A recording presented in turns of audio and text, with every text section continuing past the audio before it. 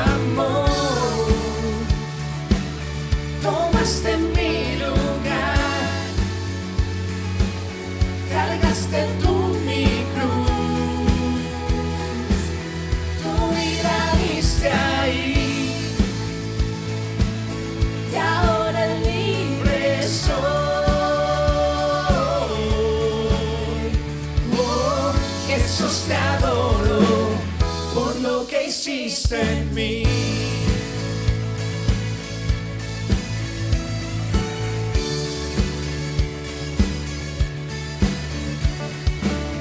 Pusiste en orden todo el caos, nos adoptaste como tus hijos, el Rey de Gloria, el Rey de Gloria, el que gobierna con su justicia y resplandece con su belleza, el Rey de Gloria, el Rey de majestad. Gracia sublime es, perfecto es su amor. Tomaste mi lugar, cargaste tú mi cruz, tu vida diste ahí, y ahora libre soy. Oh, Jesús, te adoro por lo que hiciste en mí. Digno es el Cordero de Dios, digno es el Rey que la muerte venció. Digno es el Cordero de Dios, digno es el Rey que la muerte venció. Digno es el Cordero de Dios, digno es el Rey que la muerte venció. A ti, Señor, sea el imperio, el poder, la alabanza por los siglos de los siglos. Solamente para ti, Señor. Gracia sublime es, perfecto es tu amor. Tomaste mi lugar, cargaste tú mi cruz, tu vida diste ahí, y ahora libre soy. Oh, Jesús, te adoro por lo que hiciste en mí.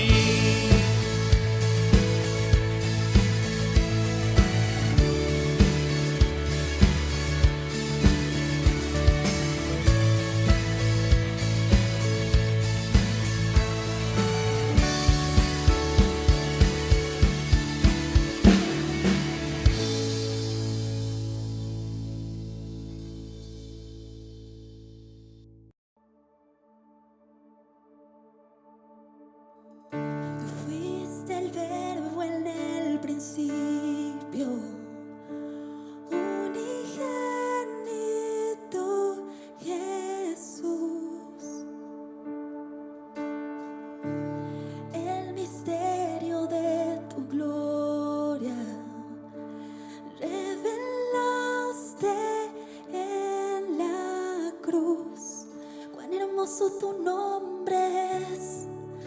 Cuán hermoso tu nombre es, el nombre de Jesús, mi Rey. Cuán hermoso tu nombre es, nadie se compara a ti. Cuán hermoso tu nombre es, grande es tu nombre.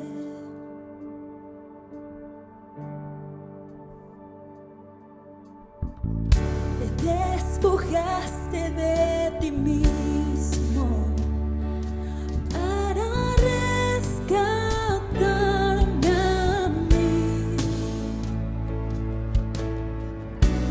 Por amor me perdonaste, no me soltaré de ti. Cuán glorioso tu nombre es, cuán glorioso tu nombre es, el nombre de Jesús, mi Rey. Cuán glorioso tu nombre es, nadie se compara a ti. Cuán glorioso tu nombre es, grande es tu nombre. Cuán glorioso tu nombre es, grande es tu nombre. Nos salvaste por tu llaga, fuimos curados y sanados. Te humillaste, Señor, por amor a nosotros. Fuiste oprimido y nosotros como que desviamos nuestra mirada. Pero hoy, Señor, gracias a tu gracia y a tu amor, nos has alcanzado y podemos levantar nuestros ojos a ti y alabarte y glorificarte y reconocer esto en nuestra vida, Señor, que tú eres el Cordero inmolado, que tú eres quien murió por nuestros pecados y que no hay nadie como tú. Cuán hermoso es tu nombre. La muerte venciste, el velo rasgaste, la tumba vacía siempre estará. Los cielos te alaban, tu gloria proclaman, resucitas de majestad, incomparable, inigualable, hoy y por siempre reinarás. Tuyo es el reino,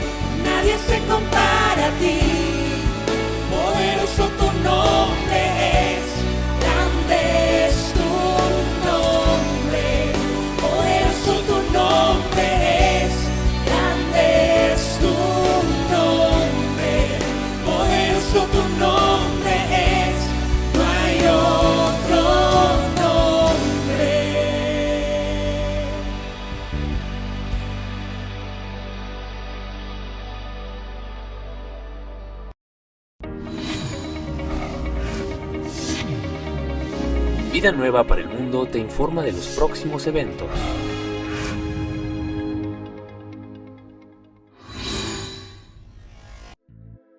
Explora el llamado, promesas y pactos hechos a los hombres de fe que comenzaron el linaje del pueblo escogido. A través de 60 audioconferencias observaremos los hechos más importantes en las vidas de los patriarcas de Israel, presentados por el Dr. Armando Alducin. Conoceremos la vida de Abraham, Isaac, Jacob, José y más, en temas como el inicio de la fe, pruebas y bendiciones, avivamiento y redención. Guarda la palabra de Dios y persevera en el conocimiento de la verdad a través de 60 audioconferencias del Dr. Armando Alducin.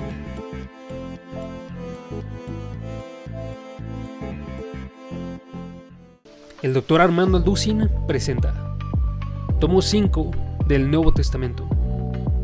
Escucha la palabra de Dios y conoce con nosotros las revelaciones de la Escritura.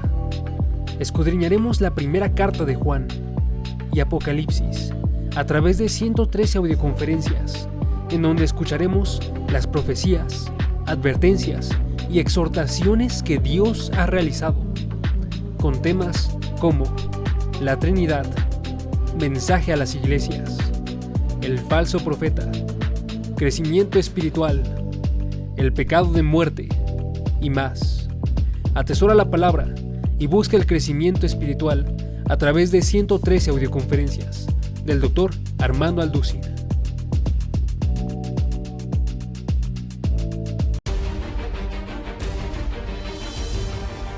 Me da mucho gusto poder anunciar que este último libro, La invasión de los ángeles caídos, que he escrito recientemente, va a ser una grande bendición y una grande información para todos ustedes. ¿Por qué? Porque tanto en los canales de televisión como en las series de Discovery Channel y National Geographic han tratado de investigar tanto dentro de la ingeniería, dentro de la investigación espacial, y dentro de todas estas áreas de las disciplinas que existen, qué fue lo que sucedió con las pirámides de Giza, las de Machu Picchu en Perú, las de Stonehenge en Inglaterra, las construcciones de los mayas que no tienen explicación para que hace 4000 años hayan podido ellos desarrollar el calendario solar que actualmente lo tenemos. Y todas estas respuestas las pude concentrar en este libro, La invasión de los ángeles caídos, que podrán ustedes conseguir en Editorial Berea y también en Amazon y en todas las librerías cristianas. Estoy seguro que será de grande bendición para todos ustedes.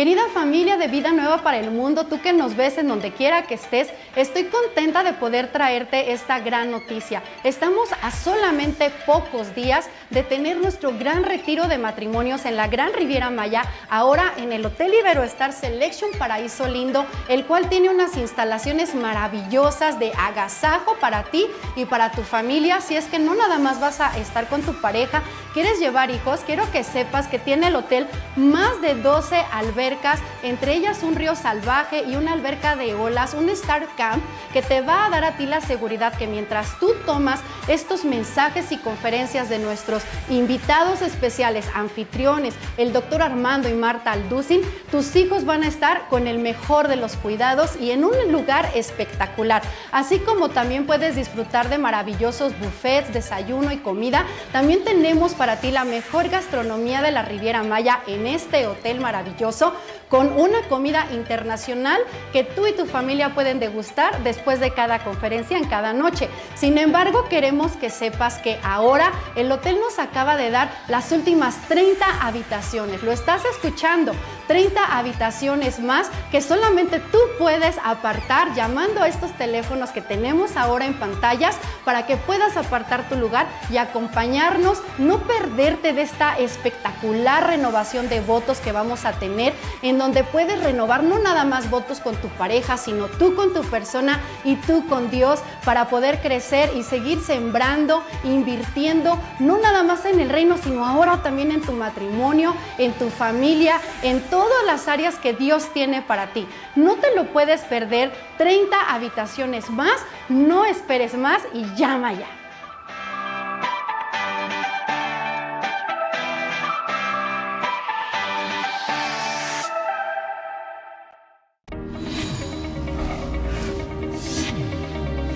Vida nueva para el mundo. Estás en familia.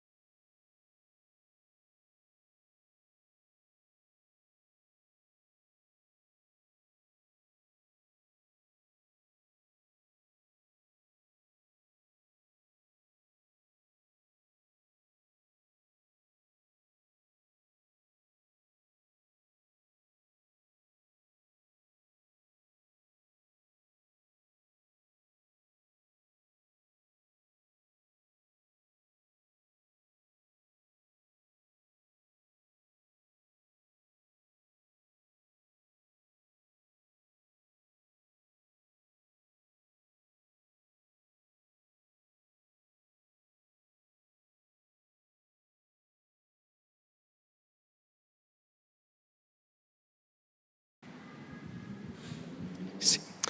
Buenos días, hermano, ¿cómo está? ¿Está contento?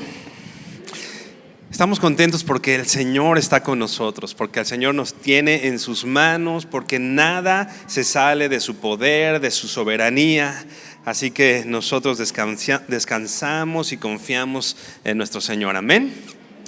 Abre por favor tu Biblia en Apocalipsis. La semana pasada, Apocalipsis 2, la semana pasada nuestro hermano Hugo nos hablaba con respecto a esta iglesia en Éfeso, en el contexto de una iglesia santa. Recuerda, estamos hablando de santidad, estamos hablando de la iglesia del Señor santa, porque el Señor viene por una iglesia santa. Es importante considerarlo, tenerlo bien presente en este estudio que estamos teniendo de ahora las iglesias del Apocalipsis. Esta iglesia en Éfeso, la cual pues tenía muchas cosas buenas en ella, pero una cuestión importante era la que había dejado su primer amor. Ahora vamos a estudiar la iglesia de Esmirna, que es la iglesia que aparece ahí en Apocalipsis 2, versículo 8. Y es importante considerar, es una iglesia sufrida, es una iglesia que había sufrido persecución, necesidad, lo vamos a estudiar. Y muchas veces nosotros, cuando vivimos de una manera santa, ¿no? Pensamos que las cosas van a ser fáciles, que no va a haber dificultades. Y sabes que nosotros no tenemos todos los porqués. Estamos en esta tierra y padecemos situaciones. Dice la Biblia, lo vamos a leer más adelante, que todo aquel que busque vivir de acuerdo a la voluntad del Señor va a padecer persecución. Hemos de padecer situaciones complicadas, situaciones difíciles. No entendemos en el momento de la prueba el por qué o estas razones, pero cuando nosotros tenemos la confianza en el Señor, dice el pastor John Piper, que cuando uno tiene la confianza en Dios, el campo del dolor se limita. Nosotros podemos entender situaciones y podemos vivir esas situaciones, repito, en la confianza de que el Señor es soberano y que el Señor está por sobre todas las cosas. Ahora sí vamos a leer Apocalipsis 2, versículo 8. Te voy a leer la Nueva Biblia de las Américas. Dice así: escribe al ángel de la iglesia en Esmirna, el primero y el último, el que estuvo muerto y ha vuelto a la vida, dice esto: yo conozco tu tribulación y tu pobreza, pero tú eres rico, y la blasfemia de los que se dicen ser judíos y no lo son, sino que son sinagogas de Satanás. No temas lo que estás por sufrir. Yo te digo que el diablo echará a algunos de ustedes en la cárcel para que sean probados, y tendrán tribulación por 10 días. Sé fiel hasta la muerte, y yo te daré la corona de la vida. El que tiene oído, oiga lo que el Espíritu dice a las iglesias. El vencedor no sufrirá daño de la muerte segunda. Por favor, inclina tu rostro y vamos a orar. Bendito Padre, te damos gracias por tu palabra. Gracias, Señor, porque en ella encontramos esas palabras, Señor, que nos hacen entender quién eres tú, Señor, poder glorificar tu nombre, encontrarnos en ella, Señor, en este propósito precioso al cual nos invitas, del cual nos haces partícipes, Padre. Gracias porque eres bueno y nos dejaste este precioso libro al cual podemos acudir, Señor, el único que sobreedifica y nos da herencia con los santificados, Padre. Gracias te damos, te pedimos, Señor, que al leer estos textos, Señor, nuestra vida sea edificada, podamos conocerte, honrarte, glorificarte, Dios, y seguir, Señor, en este paso, en esta vida que tú nos has, a la cual tú nos has traído, Señor, y por un motivo, Señor, importante, Dios, tú nos permites estar aquí, Señor, en este tiempo oportuno, Señor, para que nosotros estemos en esta tierra. Te bendecimos, Padre, te damos gracias en el nombre de Jesús. Amén y amén. En estos mensajes a las iglesias del Apocalipsis, casi siempre podemos encontrar quién se presenta, quién está escribiendo. Casi siempre un reproche, ¿no? Y bueno, es entre otras cosas lo que conforman estas cartas. Pero es importante saber que justo a la iglesia de Esmirna no se le está reprochando nada. Como decíamos hace ratito, a la iglesia de Éfeso el reproche era que había dejado su primer amor. Ahora en esta iglesia no hay un reproche. Es una iglesia a la que el Señor le habla sin este reproche. Es importante considerar el contexto de esta iglesia en Esmirna. Era una ciudad hermosa, era una ciudad, los historiadores y comentaristas dicen de esta que era una ciudad muy bonita, era una ciudad comercial, muy arreglada, no era una ciudad en pobreza, más bien era una ciudad próspera, en donde llegaban a través del puerto que estaba ahí, llegaban muchos barcos comerciales, había riqueza. Podemos entenderla como esto: al tener esa zona comercial, los habitantes entonces vivían en ese tipo de prosperidad, ¿no? Era una ciudad donde se exigía la adoración al emperador. Al principio, este culto al emperador romano era algo voluntario, pero después del siglo I o a partir de ese siglo, ya lo que era voluntario se volvió una obligación. Los ciudadanos de esta ciudad tendrían que demostrar su culto, su lealtad una vez al año al emperador romano. Ellos quemaban una pizca de incienso en el altar, y habiéndolo hecho, ellos recibían un certificado de que ellos habían cumplido con esa labor, y entonces ellos podían vivir su vida de manera tranquilos, ¿no? Que los cristianos, entonces, para vivir en medio de esto, era lo que tenían que hacer. Para vivir bien en esta ciudad, lo que hubieran tenido que hacer los cristianos es quemar esta pizca de incienso, decir César es el Señor, recibir su certificado, y entonces podían ir y hacer y comerciar y vender y estar tranquilos. Pero los cristianos de Esmirna no darían a nadie el nombre del Señor, solamente a Jesucristo. Ese nombre lo guardarían solamente para Jesucristo. Solo Jesucristo era el centro de su adoración. Solo Jesucristo era su Señor. en medio de ese contexto hay persecución. Los cristianos, como te decía, no rindieron culto al César, y entonces ellos sufrieron las consecuencias en sí mismos de esto, ¿no? Repito, lo único que ellos hubieran tenido que hacer es quemar esta pizca de incienso, decir César es el Señor, e irse y vivir una vida, vamos a decir, próspera, entre paréntesis, tranquila, sin que nadie los molestara, disfrutando de esta ciudad hermosa, disfrutando, vamos a decir, de las mieles de vivir en una sociedad o en una ciudad con esta abundancia de riqueza. Pero hay un mensaje puntual de Dios para esta iglesia en este contexto. Hay un mensaje que el Señor hizo llegar a esta iglesia. Dice el versículo 8, escribe al ángel de la iglesia en Esmirna, el primero y el último, el que estuvo muerto y ha vuelto a la vida, dice esto: yo conozco tu tribulación y tu pobreza, pero tú eres rico, y la blasfemia de los que se dicen ser judíos y no lo son, sino que son sinagogas de Satanás. Es importante notar cómo se presenta el Señor ante esta iglesia. Ante cada iglesia el Señor se presenta de una manera diferente. Pero ante esta iglesia de Esmirna dice el primero y el último, el que estuvo muerto y ha vuelto a la vida, dice es esto. En este contexto que decíamos de persecución y de pobreza en medio de esta iglesia, Cristo les está recordando al decir el primero y el último, les está diciendo que Él está por encima de cualquier situación temporal que esta iglesia pudiera estar viviendo. Cualquier situación temporal, cualquier asunto, el Señor en su omnipresencia y en su eternidad estaba por encima de cualquier situación que ellos pudieran vivir. El primero y el último, el soberano sobre todas las cosas.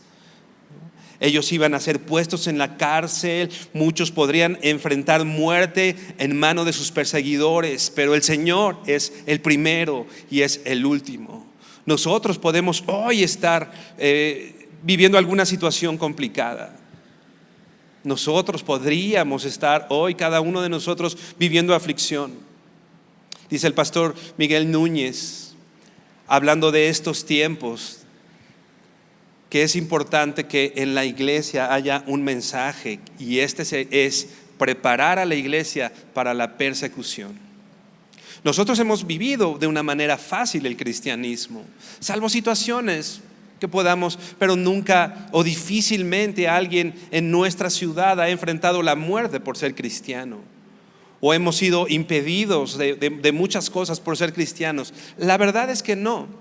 Y no dudo que algunos de nosotros hayamos padecido algo por ser cristianos, pero no al nivel de la iglesia de Esmirna, no al nivel de los cristianos en el siglo I que eran perseguidos y muertos. Esto no quiere decir que en el mundo no esté pasando. Hay hermanos nuestros que en la actualidad están sufriendo esto, ¿no? Corea, China, en muchas de esas culturas la gente no se puede congregar. Incluso está prohibida los servicios en línea. No puedan hacerlo incluso de esa manera. Hoy en el mundo está pasando esto. Hoy en el mundo, en ciertas ciudades, en ciertos países, hay gente muriendo y yendo a la cárcel por ser cristianos. Hoy incluso en México hay gente que hijos de Dios, hermanos tuyos y míos, que les es impedido que les lleguen todos los servicios, agua, luz, por el hecho de ser cristianos. Hoy eso está pasando en México. El primero y el último está por encima de todas las cosas. Y sigue diciendo, el que estuvo muerto y ha vuelto a la vida. Más adelante vamos a decir que se le dice a la iglesia de Esmirna: sé fiel hasta la muerte y yo te daré la corona de la vida. Hijos de Dios estaban entregando su vida por el Señor, pero el Señor les está diciendo que Él es la resurrección y que es la vida, y que Él está por encima también incluso de la muerte. Vamos por favor a Hebreos 2:14. Hebreos 2:14, te voy a leer la Nueva Traducción Viviente. Dice así: debido a que los hijos de Dios son seres humanos, hechos de carne y sangre, el Hijo también se hizo carne y sangre, debido a que nuestros hermanos en la iglesia de Esmirna eran hechos de carne y sangre. Entonces dice aquí que el Hijo de Dios tomó la misma forma, también se hizo carne y sangre, pues solo como ser humano podía morir y solo mediante la muerte podía quebrantar el poder del diablo, que tenía el poder sobre la muerte. Versículo 15, únicamente de esta manera el Hijo podría liberar a todos los que vivían esclavizados por el temor de la muerte. El autor de la vida fue muerto y entregó su vida. Entonces esta situación a la que la iglesia de Esmirna se iba a enfrentar no era una situación que el Señor ignorara. Pero dice la Biblia en la primera carta a los Corintios 15, primera a los Corintios 15, 54. La Nueva Biblia de las Américas dice así: pero cuando esto corruptible se haya vestido de incorrupción y esto mortal se haya vestido de inmortalidad, entonces se cumplirá la palabra que está escrita: devorada ha sido la muerte en victoria. Absorbida es la muerte en victoria. Esta versión que te estoy leyendo es devorada, es absorbida, no tiene poder por la victoria de Cristo. Entonces dice el versículo 55: ¿dónde está, oh muerte, tu victoria? ¿Dónde, oh sepulcro, tu aguijón? Tenemos esperanza. Tenemos la esperanza que nos ha dicho el que estuvo muerto y ha vuelto a la vida, el que es la resurrección y que es la vida, nos da esa esperanza. Recordemos al leer este título con el cual el Señor se presenta a la iglesia de Esmirna, que la muerte no pudo retener a nuestro Señor. La muerte no pudo retenerlo. Y dice la Biblia que si Él resucitó, nosotros resucitaremos también juntamente con Él. Y esa es nuestra esperanza. Si no hubiera habido resurrección, vana sería nuestra fe. Entonces, ¿qué creemos? Pero el Señor se levantó de los muertos y venció sobre el poder de la muerte. Y ese que venció sobre la muerte, ese que es el primero y el último, hoy está en medio de nosotros y hoy nos está hablando así como le hablaba a la iglesia de Esmirna. El que soportó persecución, el que soportó injusticias, el que fue llevado a la muerte y muerte de cruz, hoy está vivo. Hoy gobierna, hoy reina y está por sobre todas las cosas. Es lo que está diciendo. Es la manera en la que el Señor se está presentando ante esta iglesia, y es la manera en la que el Señor se presenta hoy delante de nosotros a nuestra vida. El primero y el último. El que trasciende cualquier situación temporal. Aquel que estuvo muerto y hoy está vivo, al cual el sepulcro y la muerte no pudieron retener. Hoy nos da un mensaje. Hoy nos dice, Apocalipsis 2, versículo 9, ese Señor, no olvides la presentación, cómo se presenta el Señor. Versículo 9 dice: yo conozco tu tribulación y tu pobreza, pero tú eres rico, y la blasfemia de los que se dicen ser judíos y no lo son, sino que son sinagoga de Satanás. Dice: yo conozco tu tribulación. Y el Señor no solo está hablando en un sentido de sé lo que estás viviendo, sé lo que estás padeciendo, he sido testigo de lo que vives. El Señor no solo está diciendo eso, sino que Él mismo pasó, como decíamos, por la muerte.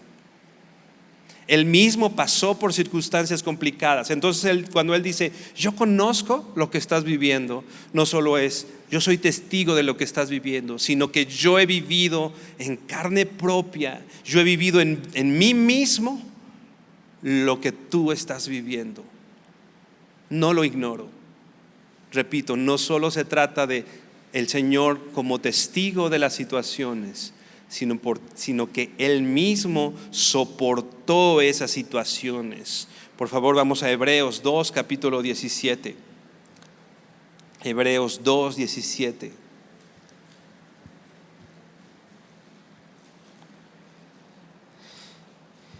Y dice así: por tanto, tenía que ser hecho semejante a sus hermanos en todo, a fin de llegar a ser un sumo sacerdote misericordioso y fiel en las cosas que a Dios atañen, para hacer propiciación por los pecados del pueblo. Él se hizo semejante a sus hermanos. Él se hizo semejante a ti y a mí. Él tomó forma de hombre. Y estando en forma de hombre, después se hizo siervo y después fue hasta la muerte y muerte de cruz. Él no ignora las dificultades que enfrentas. Él no ignora cuando estás atravesando enfermedad, cuando estás atravesando persecución, cuando estamos enfrentando a la muerte. Sabes que Él no lo ignora. El Señor sabe. El Señor sabe. Tal vez los que estamos aquí no conocemos lo que estás sintiendo. Tal vez cuando te acercas a alguien y le cuentas, a veces es difícil ponernos en los zapatos del otro y poder entender y tener todas las respuestas. ¿Sabes quién sabe? El Señor sabe. Él conoce. Él sabe lo que estás viviendo. Dice el versículo 18 de Hebreos 2, 18. Pues por cuanto Él mismo fue tentado en el sufrimiento, es poderoso para socorrer a los que son tentados. Él mismo fue tentado, Él mismo padeció, Él mismo pasó por las situaciones que nosotros estamos viviendo. Entonces Él es poderoso para socorrer a los que son tentados. Nosotros, como decíamos, somos incapaces de tener todos los porqués. A veces se han acercado conmigo, con alguno de los pastores. Tal vez se han acercado contigo a preguntarte: ¿por qué estoy viviendo esta situación? ¿Por qué me pasó esto? Y como decíamos, muchas veces nuestra respuesta es: no sé. No sé. Yo no sé por qué estás viviendo esto. Pero la respuesta es: el Señor sabe. Porque Él fue tentado en poco. Él sabe lo que estás sufriendo. Él sabe lo que hay en tu corazón. El Señor te comprende. Porque no tenemos un sumo sacerdote que no pueda compadecerse de nosotros. Porque Él mismo pasó por esos sufrimientos. Y entonces el Señor sabe. El Señor entiende. El Señor conoce. Dice Hebreos 12:3. Hebreos 12:3. Considerar aquel que sufrió tal contradicción de pecadores contra Él mismo, para que vuestro ánimo no se canse hasta desmayar. Considera aquel que sufrió tal contradicción de pecadores. Considera aquel, como decíamos, que padeció sufrimiento. Considera aquel que fue llevado a la muerte por la injusticia, que llevó un juicio que fue injusto por todos lados. Llevaron testigos falsos, pero por el gozo puesto enfrente, por el gozo que sabía que iba a venir después, y como fruto incluso de esa contradicción, como el fruto de esas injusticias, como el fruto de su obediencia. Considéralo para que tu ánimo no se canse hasta desmayar. El Señor sabe, el Señor conoce. Considéralo a Él. Cuando sientas que tu ánimo está faltando en medio de la prueba, en medio de la persecución, considera al Señor. Dice ahí el versículo 9: yo conozco tu tribulación y tu pobreza. Esta palabra tribulación quiere decir aflicción, presión, persecución. Aflicción, presión, persecución, es cuando alguien es machacado, es cuando alguien es afligido, es presionado, es perseguido. La iglesia en Esmirna estaba siendo perseguida. Más adelante iban a sufrir incluso hasta la muerte. Lo vamos a ver más adelante. Era una iglesia próspera, pero la iglesia de Esmirna, los cristianos no eran prósperos, al menos en el sentido que el mundo lo considera. Ellos eran pobres, ellos tenían necesidad. Esa presión, esa aflicción, esa persecución, de una manera o de otra, tiene que venir a los hijos de Dios, porque el Señor mismo lo vivió. Vamos por favor a la segunda carta a Timoteo 3, versículos 11 y 12. Segunda Timoteo 3, 11 y 12.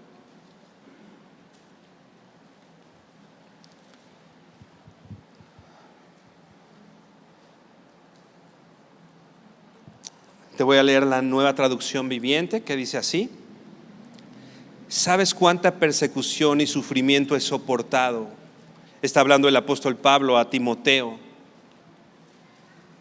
Pablo estando en la cárcel, Pablo habiendo pasado y padecido sufrimiento, y le dice: tú sabes cuánta persecución y sufrimiento he soportado, y cómo fui perseguido en Antioquía, Iconio y Listra, pero el Señor me rescató de todo eso.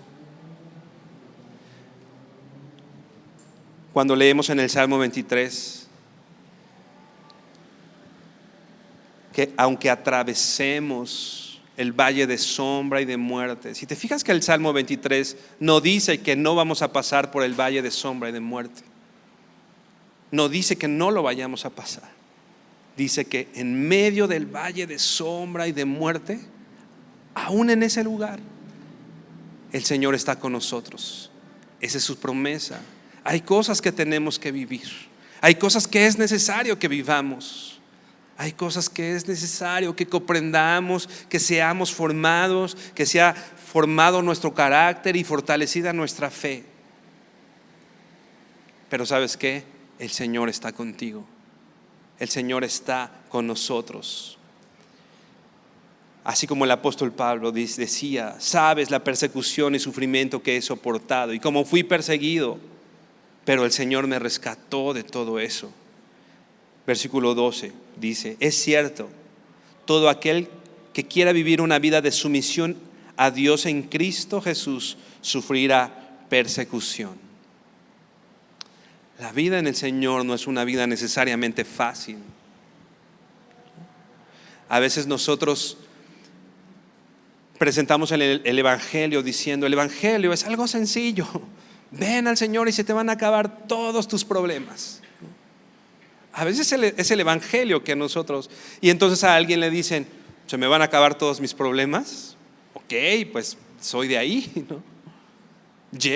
Si no voy a tener problemas, si el Señor me ama y me va a quitar todos mis problemas, pues bueno, qué mejor lugar que estar ahí sin problemas. Pero ¿qué dice el apóstol Pablo a Timoteo? Yo lo he vivido en mi propio, tú sabes, eres testigo de que yo he vivido aflicción y persecución. Y le dice una verdad: todo aquel que quiera vivir, dice esta versión que te leí, una vida en sumisión a Dios, todo aquel que quiera vivir una vida piadosa va a padecer persecución. Hermano, la persecución va a llegar tarde o temprano, de una forma o de otra, pero dice aquí que todo el que quiera vivir de una manera santa, en este contexto, ¿no?, de que decíamos al principio, muchas veces llegamos al Señor y creemos que estamos haciendo las cosas bien y decimos: ¿por qué permites esto, Señor? Si estoy haciendo las cosas bien, ¿no? Y bueno, difícilmente llegará el momento, creo, y siendo honestos, que podamos decir delante del Señor eso. Pero supongamos que estamos viviendo una vida santa y piadosa al Señor, pues dice la Biblia que todo aquel que quiera vivir de esa manera, tarde o temprano va a padecer persecución. La iglesia de Esmirna estaba sufriendo persecución a causa de Cristo. Pero, ve por favor al Salmo 56. Vamos a leer el versículo 8. En esa aflicción, yo conozco tu tribulación, yo conozco lo que estás pasando, yo conozco lo que estás viviendo. El salmista dice en el Salmo 56, 8: tú llevas la cuenta de todas mis angustias y has juntado todas mis lágrimas en tu frasco. Has registrado cada una de ellas en tu libro. Has llorado por el Señor, has llorado por persecución. Tu vida ha sido perseguida y hoy estás viviendo consecuencias por tu vida entregada al Señor. ¿Sabes qué? El Señor conoce tus angustias y Él lleva registro de eso. Y esto es hermoso. Él ha juntado todas mis lágrimas, todas tus lágrimas, dice aquí, que las tiene en su frasco, y has registrado cada una de ellas en su libro. Otra vez, el Señor sabe. El Señor no ignora lo que has vivido. El Señor no está ajeno ni es apático ante estas situaciones que sus hijos viven. Regresamos a Apocalipsis 2, versículo 9. Yo conozco tu tribulación y tu pobreza. Yo conozco tu tribulación y tu pobreza. Al principio describíamos esta iglesia en Esmirna como una iglesia, la ciudad de Esmirna, como una ciudad rica, próspera, hermosa, ¿no? Vamos a describirla hoy como una ciudad de primer mundo, una de esas ciudades a las que llegas y hay todos los servicios. Una iglesia o una ciudad a la que llegas y ves que los impuestos están trabajando. Una ciudad próspera. Podrías decir, en esa ciudad no hay pobreza, no cabe la pobreza. ¿Sabes qué? La iglesia, los cristianos en Esmirna no tenían riqueza material. Al no presentar su adoración al César, le eran restringidas la posibilidad de hacer negocios, de acumular, de trabajar. Entonces ellos no tenían riqueza. Era una iglesia pobre en una ciudad próspera o rica, vamos a decir. Y sabes que esta pobreza no solo está describiendo a alguien que no tiene ciertos recursos o están desprovistos de ciertos bienes, sino que esta palabra pobreza implica la palabra mendicidad. Alguien no solo que no tiene recursos o tiene restringidos sus recursos, sino alguien que está mendigando, es alguien que incluso no puede trabajar, incluso está impedido de alguna forma de trabajar y entonces está dependiendo de que alguien le acerque las cosas, de que alguien le dé. Se describe, o el Señor está diciendo: yo conozco tu tribulación y tu pobreza, que solo no es la falta de ciertas cosas, sino que aún tienes que mendigar para obtener cosas, para tener. No dependen de su propio trabajo, sino el trabajo de alguien más. Pero le dice el Señor: yo conozco tu tribulación y tu pobreza. Y hay una expresión ahí entre paréntesis que dice: pero tú eres rico. Pero tú eres rico. ¿No te parece que a veces confundimos la prosperidad económica? A veces decimos que la prosperidad económica es la bendición del Señor. Y si yo no tengo prosperidad económica, el Señor no me ha bendecido. Más bien tenemos que evaluar a qué le llamamos riqueza. La iglesia de Esmirna no tenía lo necesario desde el punto de vista humano. Desde el punto de vista humano era una iglesia pobre. Cualquier humano se hubiera derrumbado, hubiera caído. Pero ¿sabes qué? La iglesia de Esmirna es una iglesia que permaneció fiel. Es curioso hacer notar esto. A la iglesia de Laodicea, que estudiaremos más adelante, el Señor le dice: ¿tú crees que eres rico? ¿Tú crees que tienes porque tienes riqueza económica, pero ¿sabes qué? Eres pobre. El Señor le dice a la iglesia de Esmirna: yo conozco tu pobreza, pero ¿sabes qué? Tú eres rico. Tú eres rico. Y si el Señor dice que somos ricos, somos ricos. Tal vez con cierta carencia.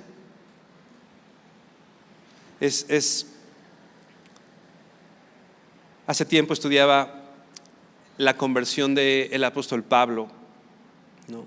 En la cual, ¿te acuerdas? Él cae al piso y hay un resplandor, y esto era como al mediodía, ¿no? Y hay un resplandor.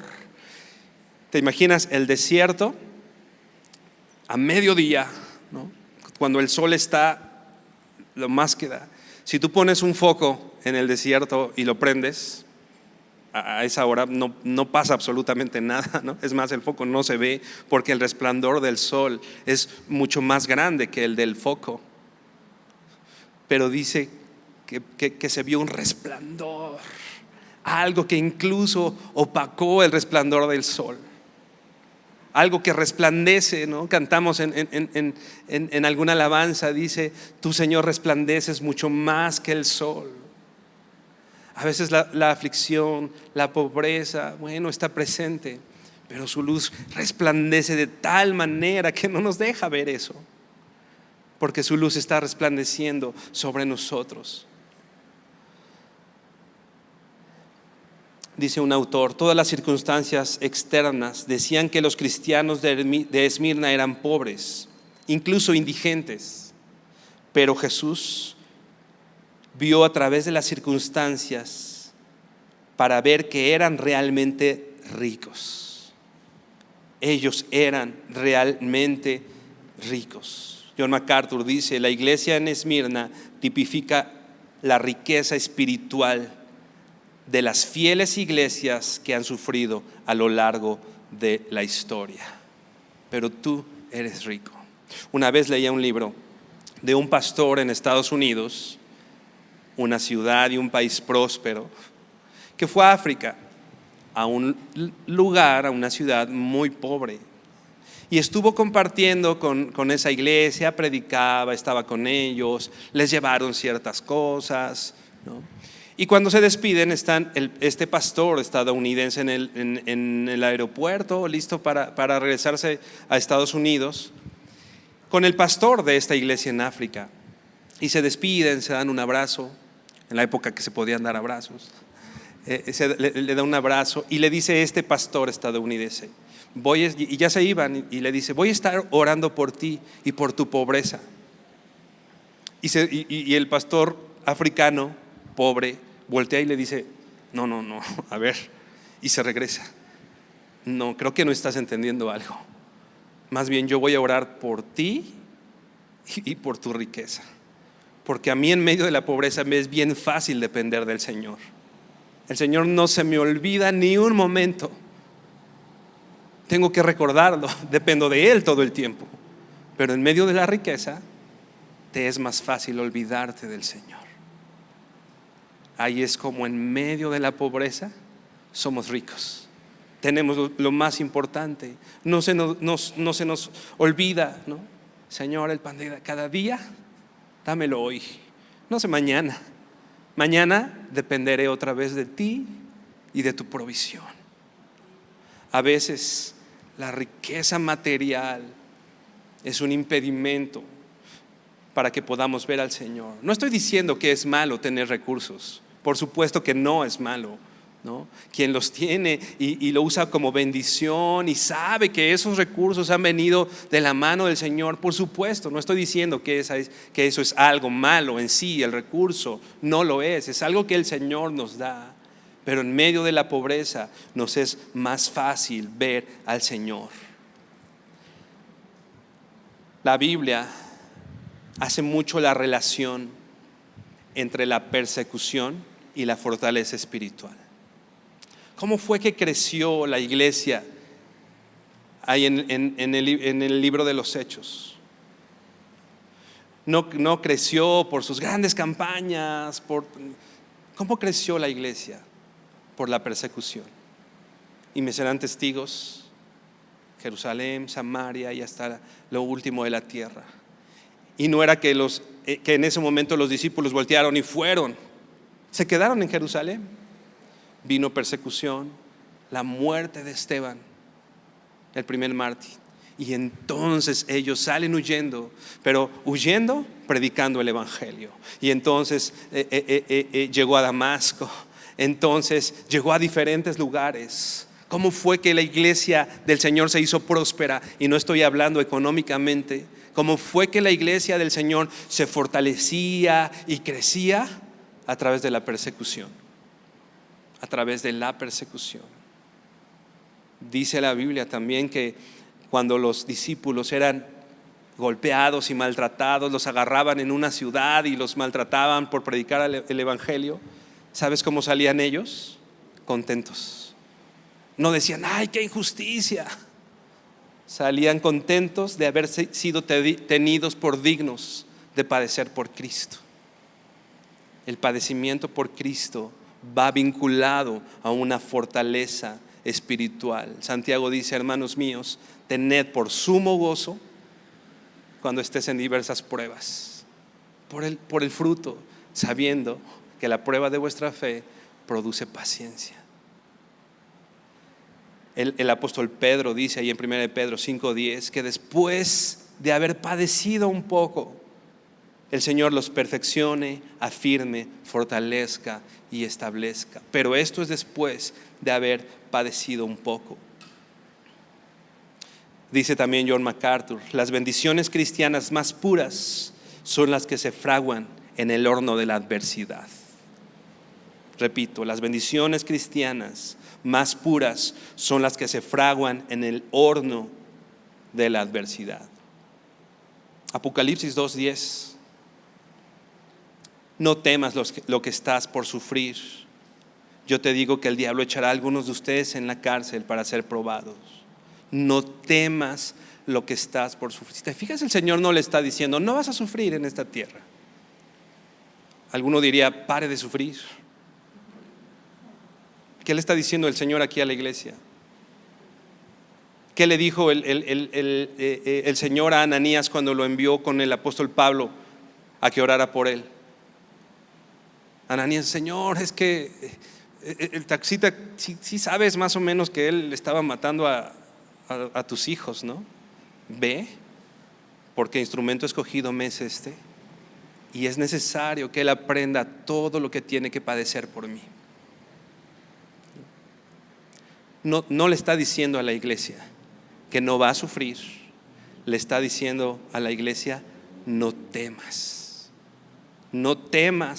lo que vas a sufrir. Y esta palabra no temas habla no solo en el futuro, sino habla algo así como debes dejar el temor a un lado. O sea, le está diciendo algo así, yo sé que estás temiendo, yo sé que tienes miedo. A veces pensamos que los grandes mártires o las iglesias que han padecido persecución no han tenido miedo, ¿no?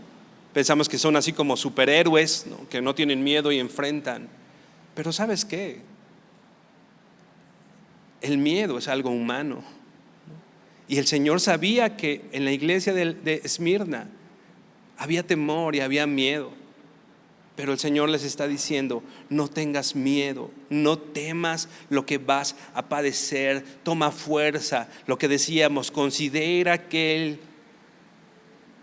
que padeció, que sufrió, que resistió tal contradicción de pecadores, ¿no? Para que tu ánimo no se canse. Aún en medio del temor, el Señor dice, no temas lo que estás por sufrir.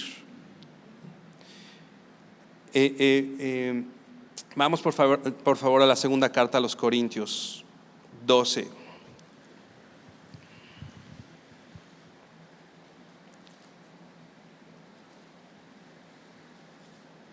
En medio de ese padecimiento, en medio de esa aflicción, en medio del sufrimiento, el apóstol Pablo tenía este aguijón que dice que lo abofeteaba, ¿te acuerdas? Dice el versículo 8, según a los Corintios 12:8. Acerca de esto, 3 veces he rogado al Señor para que lo quitara de mí. Y Él me ha dicho: te basta mi gracia, pues mi poder se perfecciona en la debilidad. Por tanto, con muchísimo gusto me gloriaré más bien en mis debilidades, para que el poder de Cristo more en mí. Por eso me complazco en las debilidades, en insultos o maltratos o privaciones, en persecuciones y en angustias. ¿Por qué? Por amor a Cristo. Porque cuando soy débil, entonces soy fuerte. Repito, el versículo 10: me complazco en las debilidades, en insultos, en maltratos, en privaciones, en pobreza, en persecuciones y en angustias. Todo es en respuesta al amor de Cristo, porque cuando soy débil, entonces soy fuerte. Y sigue diciendo ahí en Apocalipsis: sé fiel hasta la muerte. Sé fiel hasta la muerte. Esta palabra fiel es la palabra griega pistos, y en un sentido significa digno de confianza, alguien en el que puedes depositar confianza. Siempre que leo esta palabra recuerdo las palabras también del apóstol Pablo cuando dice que el Señor me tuvo por fiel poniéndome en el ministerio. Dice: el Señor me tuvo por fiel, no es que yo fuera fiel, el Señor me tuvo por fiel. Y muchas veces nosotros podemos decir esto: no hemos mostrado fidelidad al Señor, pero sin embargo en su misericordia nos ha tenido por fieles, ¿no? Poniéndonos en el ministerio.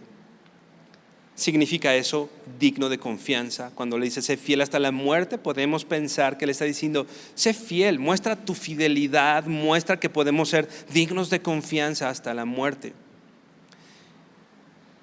Literalmente significa alguien que mantuvo su fe comprometida, uno que confía en las promesas de Dios. O sea, ser fiel habla de alguien que está confiando en las promesas del Señor. Uno que está convencido que Jesús ha resucitado de entre los muertos. Uno que se ha convencido de que Jesús es el Mesías y el autor de la salvación. El Salmo 54 que leíamos, ¿no? Donde decía esto de que Él tiene en su frasco sus lágrimas y el Señor lleva registro de todas ellas. Siempre habla de gozarnos y alegrarnos y confiar en las promesas del Señor, confiar en lo que el Señor ha dicho. Entonces, sé fiel más que una cuestión imperativa. Decía: ándale mijito, ¿no? Órale, ve. Más bien es: confía en lo que yo he dicho, confía en mis promesas, confía en que yo soy el primero y el último, confía que fui el que estuve muerto, pero que la muerte no me pudo retener. Confía en las promesas del Señor, sé fiel, mantén tu confianza en el Señor. Las cosas que hoy ves son temporales, lo que hoy vemos es temporal. Este salón un día se va a acabar, esta pandemia un día se va a acabar, tus bienes, tus recursos un día se van a acabar. Más bien puestos nuestros ojos en Cristo, el autor y consumador de la fe. Porque las cosas que no se ven son eternas y las cosas que puedes ver son temporales.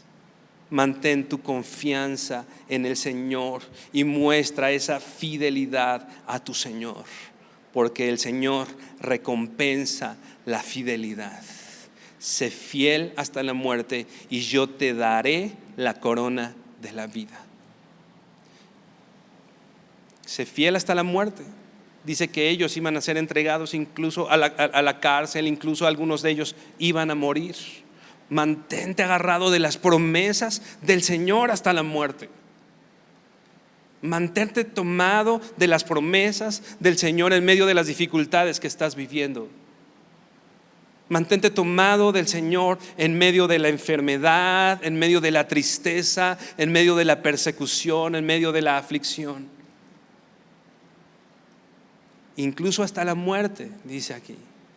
Y yo te daré la corona de vida. Hablando de esta pobreza para el mundo, ¿no? Y de esta riqueza espiritual. El que ponga o el que guarde su vida la perderá, pero el que la ponga va a ganarla. Él te dará la corona de la vida. Esta palabra corona es la palabra griega estéfanos. Había en este entonces dos tipos de corona. Una que se daba a los reyes, ¿no? Los que tenían autoridad les ponían esta corona como ese símbolo de esta autoridad. Pero esta palabra estéfanos se las daban a los ganadores, por ejemplo, ahora en tiempos olímpicos, ¿no? Al que ganaba las olimpiadas le daban esta corona, al campeón, al que vencía. Era una corona que se entregaba como trofeo al atleta que ganaba. Sé fiel hasta la muerte, permanece fiel, permanece tomado de las promesas del Señor. Permanece con tu fe comprometida al Señor y el Señor te premiará con la corona de la vida. Decíamos hace unos momentos que probablemente muchos de nosotros no hemos sufrido persecución por el Evangelio. Definitivamente todos hemos sufrido algo, pero no necesariamente por el Evangelio. Muchas veces hemos sufrido porque tomé una mala decisión. No es por el Evangelio, sino decidí hacer esto sin consultar al Señor y bueno, eso es consecuencia de tu mala decisión o consecuencia de tu pecado, ¿no? Pero aquí estamos hablando de una iglesia santa que está siendo perseguida y que está sufriendo aflicción por Cristo. Honestamente, todavía la iglesia del Señor no padece ese tipo de persecución. Y digo todavía porque, como decíamos, o al menos nosotros, ¿no? Porque en muchos países cristianos están muriendo por el Evangelio, hermanos tuyos están teniendo pobreza por el Evangelio. Pero hoy en una ciudad próspera, que con todo y podamos decir que tenemos necesidad, pero en realidad no está comparada en nada con la necesidad de este tiempo o de la iglesia en este tiempo, ¿no? Me llama la atención lo que dice una vez más el pastor John MacArthur con respecto a la persecución actual. Y él dice esto: en realidad, en lugar de matarlos, es mucho más eficaz hacer que los creyentes vivan de manera egocéntrica. Está hablando de ese ataque que venía en este entonces. Y está hablando de que el ataque, el enemigo en ese entonces buscaba matarlos, ¿no? Para que se evitara la expansión del Evangelio. Pero el pastor está diciendo que hoy se ha vuelto más sofisticado. Ya dice, en lugar de matarlos, es mucho más eficaz hacer que los creyentes vivan de una manera egocéntrica. Y creo que eso sí lo hemos padecido mucho más en carne propia. Es mucho más eficaz hacer que los creyentes vivan de manera egocéntrica, complaciente, indolente y mundana, con el fin de impedir que las personas sean atraídas a la fe cristiana. A los mártires se les respeta por la fuerza de su carácter. Hoy somos egocéntricos. Hoy somos indolentes ante el dolor ajeno. Hoy somos complacientes con nosotros mismos. Hoy basta con que alguien no te salude o que con alguien no nos salude para ya me amargué y ya me siento muy mal y me voy de la iglesia. ¿No? Egocentrismo. No es una persecución al Evangelio. Más bien estamos siendo egocéntricos. un día llegará esta persecución. No sabemos cuándo, qué tan lejano. Hoy es un privilegio poder congregarnos, ¿no? Hace año y medio, a principios del año que es 2020, ni nos pasaba por la cabeza que nos íbamos a dejar de congregar tanto tiempo, ¿no? Veníamos a la iglesia asumiendo, la iglesia va a estar ahí todos los domingos, pero un día no estuvo todos los domingos.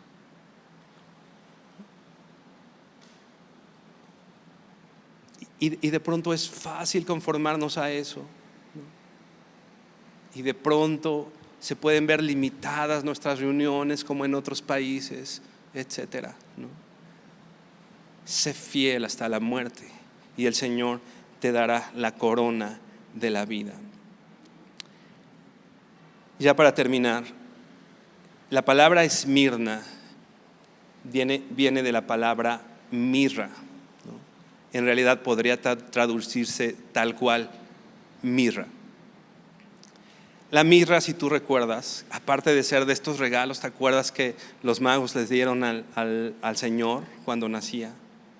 Esta palabra mirra era en especial un material, una como goma extraída de plantas, de cortezas, que eran machacadas, molidas hasta obtener esto, y en especial a la gente que moría se la ponían para que despidiera un olor grato. La iglesia de Esmirna era esa iglesia que entregaba su vida y que en eso se percibía un olor grato, un olor agradable, un olor que agradaba al Señor. Esta iglesia de Esmirna, a diferencia de la iglesia de Éfeso, que disminuyó su amor por las situaciones que había alrededor, ellos eran perseguidos, ellos eran maltratados, pero a su vez esa persecución, ese ser machacados, despertaba este dulce aroma y motivaba a cada vez amar más a Cristo. El Señor entregó un día su vida por nosotros, no estimando el ser igual a Dios como cosa que aferrarse. Vino a esta tierra y otra de esas cosas que asumimos, ¿no? Sí, el Señor murió. No, el Señor murió por mí, pecador, que no merezco nada. Y yo había pecado, y con todo Él conoce mi corazón, Él conoce mis pensamientos, y con todo Él vino a esta tierra y se entregó por el pecador, por ti y por mí. Dice ahí en Romanos, apenas moriría alguien por algún justo, apenas moriría alguien por alguien bueno. No sé tú, yo no lo era, yo no lo soy. Pero el Señor, cuando era su enemigo, vino a esta tierra a entregar su vida por mí. Y en respuesta a ese amor, lo que podemos pensar hoy, cómo vamos a responder al amor de Dios en nuestras vidas. Sé fiel hasta la muerte y yo te daré la corona de la vida. Por favor, inclina tu rostro, Señor. Tú eres misericordioso y bueno. Tú eres el principio y el fin. Tú eres el primero y el último. Tú eres el que estás por encima de cualquier situación. Tú eres la resurrección y la vida, Señor. Y separados de ti, Dios, nada podemos hacer. Esta mañana, Señor, te pedimos que puedas traer claro, Señor, a nuestras vidas y a nuestro corazón que esta leve tribulación momentánea produce un cada más excelente y eterno peso de gloria, Señor. Que lo que vivimos hoy es temporal en esta tierra, Señor, pero nada de eso es comparable con la gloria venidera que en nosotros, tus hijos, ha de manifestarse, Señor. Que vale la pena, Señor, vivir por ti, que vale la pena esforzarnos, trabajar en respuesta a tu amor, Señor. Como decía el apóstol Pablo, Señor, yo que fui llamado como el último de los apóstoles, Señor, pero me esfuerzo más que todos para que nadie pueda decir que la gracia de Dios ha sido en vano para conmigo, Señor. Nosotros queremos poder decir esto, Señor, en medio de la aflicción. Me esfuerzo, trabajo, no para ganar tu favor, sino porque he recibido tu favor, porque he recibido tu amor, he recibido tus promesas. Porque tú, Señor, eres mi herencia. Porque aunque mi padre y mi madre me dejaren, con todo, Señor, tú me vas a recoger, Señor. Con todo, Señor, tu promesa es estar conmigo hasta el fin, Señor. Y yo me tomo de esas promesas, Señor, esta mañana. Y he de salir por esta puerta, Señor, con una convicción diferente, Dios. Que me lleve, Señor, a no buscar mi comodidad, no buscar el no padecer, Señor, sino el buscar que tú seas glorificado en todo y por todo, Señor. Y que tú percibas, Señor, en mi vida ese aroma que te agrade, Señor. Concédenos el arrepentimiento, Señor. Concédenos conocerte cada vez más y mejor, Señor. Te honramos, Padre, y te bendecimos. Te damos gracias en el nombre de Jesús. Amén.